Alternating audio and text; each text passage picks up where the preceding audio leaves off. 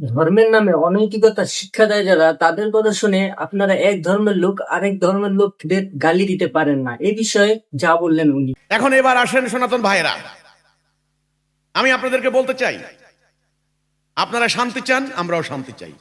আপনারা বলেন ওম শান্তি, শান্তি কামনা করেন, শান্তির বাণী ধর্মগ্রন্থের পাতায় পাতায় আছে। আপনারা বলেন রাম রাজত্ব, রাম রাজ্য, রামকে নিয়ে অনেক গালাগালি করে। আমি অজ্ঞদের মতো গালাগালি করতে চাই না।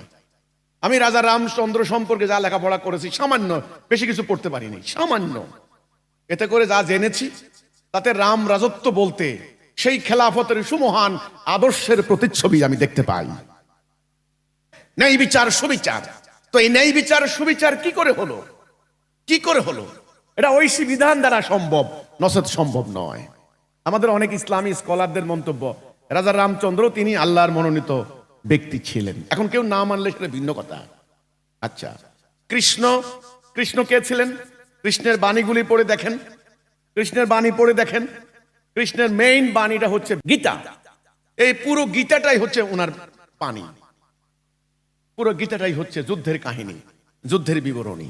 তিনি যুদ্ধে উদ্বুদ্ধ করছেন যুধিষ্ঠিরকে, অর্জুনকে, এই ভীমকে, যে যুদ্ধ করো, যুদ্ধ করো। ওরা বলছে আমরা যুদ্ধ করব না, আমরা যুদ্ধ করতে চাই না, আমাদের আত্মীয় স্বজন মারা যাবে, আমাদের ফ্যামিলির লোক মারা যাবে, ভাইয়েরা মারা যাবে আমাদের হাতে। বলছে নো, এটা অধর্মের বিরুদ্ধে ধর্মের যুদ্ধ, অন্যায়ের বিরুদ্ধে ন্যায়ের যুদ্ধ, তোমাদেরকে যুদ্ধ করতে হবে। তীর তোলো, তলোয়ার তোলো, বল্লম তোলো।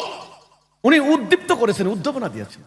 কোরআনে আল্লাহ কি বলেছেন? একই কথা, ইয়া আইয়ুহান নবী হাররিদিল মুমিনিনা আলাল কিতাল।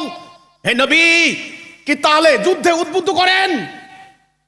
আমার নবী যদি যুদ্ধে উদ্বুদ্ধ করা ওনার অন্যায় হয়, আপনাদের মহামতি কৃষ্ণ, ওনারটা কি ন্যায় হবে?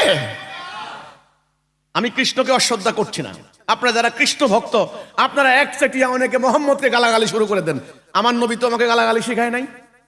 আমি আবার বলছি, ধর্ম ব্যবসায়ী, উগ্র, সংকীর্ণ মনা, ধর্ম সম্পর্কে অজ্ঞ, একেবারে কনফাইন্ড মাইন্ডের, এদের আচরণ দেখে আপনি তো ধর্মকে বিচার করতে পারবেন না।